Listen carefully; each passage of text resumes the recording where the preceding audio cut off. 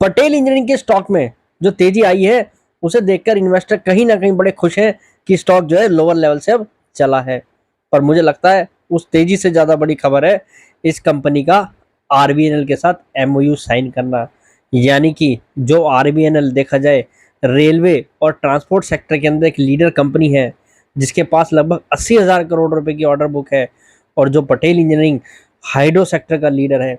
अब ये दोनों लीडर एक साथ मिलकर ऑर्डर एक्सप्लोर करेंगे, या आप कह सकते हैं बिजनेस के लिए एक साथ होकर बिड करेंगे। अब जिसका फायदा पटेल इंजीनियरिंग को तो नेट नेट होने वाला है, क्योंकि पटेल इंजीनियरिंग अब आरबीएनएल के द्वारा भी जो लिए गए ऑर्डर होंगे उन पर जॉइंटली बिड कर सकता है आरबीएनएल के साथ। और पटेल इंजीनियरिंग के आप फंडामेंटल फाइनेंशियल तो जानते ही हैं किस तरीके से लगातार स्ट्रांग होते जा रहे हैं। और एक चीज और मैं आपको इस कंपनी को लेकर बताता हूँ, पटेल इंजीनियरिंग अब रिसेंटली रोड शो करने जा रहा है और उसमें बड़े बड़े इन्वेस्टर्स से मीट करने जा रहा है। यानी कि पटेल इंजीनियरिंग के अंदर जो है बड़े बड़े इन्वेस्टर्स का इंटरेस्ट बनता जा रहा है। और बात पटेल इंजीनियरिंग की अगर हम करते हैं तो आपको ये भी समझना चाहिए ये कंपनी स्ट्रॉन्ग फंडामेंटल्स वाली कंपनी है, स्ट्रॉन्ग फाइनेंशियल्स वाली कंपनी है। अगर आप इस कंपनी के क्वार्टरली नतीजे देखेंगे और पिछले 2-3 क्वार्टर से अगर आप इसके नतीजे उठाकर देखेंगे तो आपको समझ में आएगा कंपनी के मुनाफे में जबरदस्त ग्रोथ है, कंपनी के प्रॉफिट में जबरदस्त ग्रोथ है। और ये कंपनी कोई बड़ी बात नहीं है कि इस फाइनेंशियल ईयर के अंदर डबल डिजिट आरओई को ज्वाइन करती हुई दिखाई दे। 17,000 करोड़ रुपए की ऑर्डर बुक ये कंपनी एट प्रेजेंट होल्ड करती है। इस कंपनी के अगर क्लाइंट भी देखेंगे आप तो ज्यादातर स्टेट गवर्नमेंट और सेंट्रल गवर्नमेंट जो है एजेंसियां जो हैं वो इनकी क्लाइंट लिस्ट में है, या कंपनी कह सकते हैं जो गवर्नमेंट कंपनीज हैं। क्योंकि कंपनी के मेजरली अगर हम क्लाइंट में देखें तो एनएचपीसी, एसजेवीएन जैसी कंपनियां, और आप जानते ही हैं एनएचपीसी और एसजेवीएन दोनों ही कंपनी अब नवरत्न स्टेटस प्राप्त कर चुके हैं, यानी जो बहुत बड़े कैपेक्स इन कंपनियों के पास है। अब जैसा मैंने आपको बताया कि हाइड्रो सेक्टर की लीडर है, और ये दोनों ही कंपनियां मेजरली देखें तो हाइड्रो सोलर में कैपेक्स कर रही हैं। बहुत बड़ा मार्केट शेयर ये कंपनी एट प्रेजेंट भी होल्ड करती है। इस कंपनी को आगे भी बहुत बड़े ऑर्डर आने हैं, और मजे की बात यह है कि ज्यादातर ऑर्डर जो है गवर्नमेंट एजेंसीज, गवर्नमेंट कंपनी है, स्टेट गवर्नमेंट्स के द्वारा आने हैं, तो जो इस कंपनी के लॉन्ग टर्म के लिए काफी पॉजिटिव है। फिर मैनेजमेंट की कमेंट्री भी अगर आप देखेंगे तो मैनेजमेंट का मानना है कि इस साल इस कंपनी को काफी बड़ी मात्रा में ऑर्डर आने वाले हैं, जो कैपेक्स इस समय चल रहा है लीडर होने के कारण। जैसा मैंने आपको बताया कि कंपनी को अगर देखा जाए कि state government, central government client होने की वजह से जो जल जीवन मिशन जैसी जो पॉलिसीज हैं उसका भी इस कंपनी को फायदा है, क्योंकि कंपनी के पास इरिगेशन के रिलेटेड भी प्रोजेक्ट दिखाई देते हैं। तो नेट नेट अगर हम देखें तो पटेल इंजीनियरिंग की इस समय जो पोजीशन है वो बड़ी स्वीट है।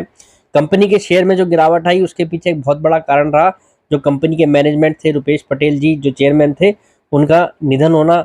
और उसके बाद आपने देखा कि कंपनी के बोर्ड में तत्काल बदलाव हुआ, और जो कंपनी का मैनेजमेंट के अंदर इस समय जो टॉप मैनेजमेंट है, या आप कह सकते हैं जो चेयरमैन का पद संभाल रही हैं, वो भी अब कंपनी की वेल एक्सपीरियंस जो है टीम में से है।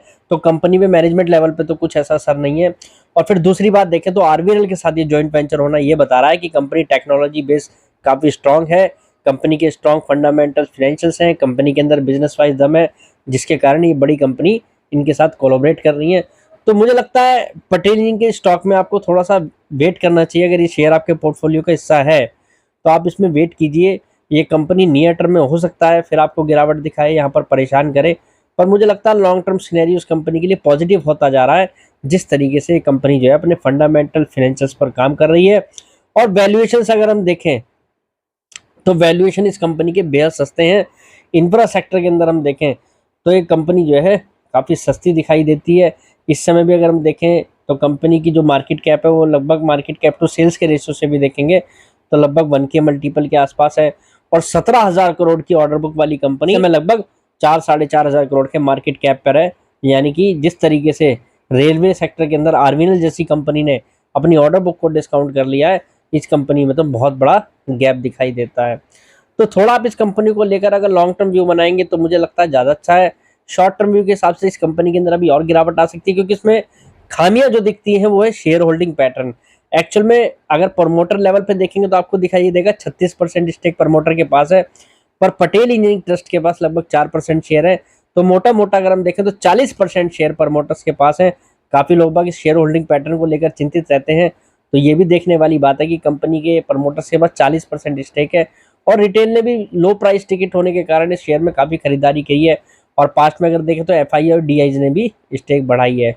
तो मुझे लगता है इस शेयर के अंदर जो खींचातानी चल रही है वो कहीं ना कहीं जो है रिटेलर्स, एफआईआई और डीआई के बीच में चल रही है। किसी को तो शेयर को छोड़ना पड़ेगा, तभी मुझे लगता है कि शेयर के अंदर सडनली बहुत बड़ी तेजी आएगी।